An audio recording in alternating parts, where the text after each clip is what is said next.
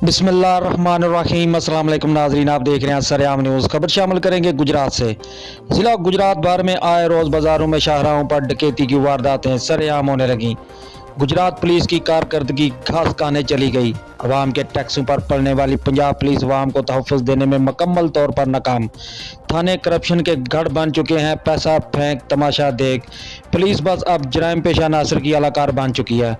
झूठे मुकदमा दर्ज करना मामूल बन चुका है। वज़ीर आज़म पाकिस्तान, वज़ीर आला पंजाब और IG पंजाब से गुजरात पुलिस की कारकर्दगी का नोटिस लें।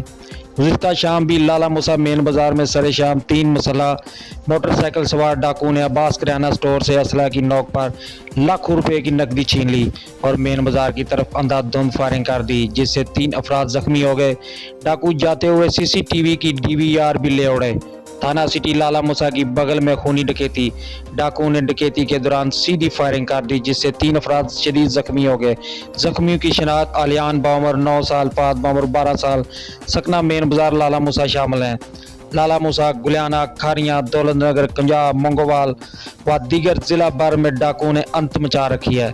DPO गुजरात महाफिज़े गुजरात साहब कहाँ सोए पड़े हैं? आंखें खोलें, मखलूक खुदा लुट रही है।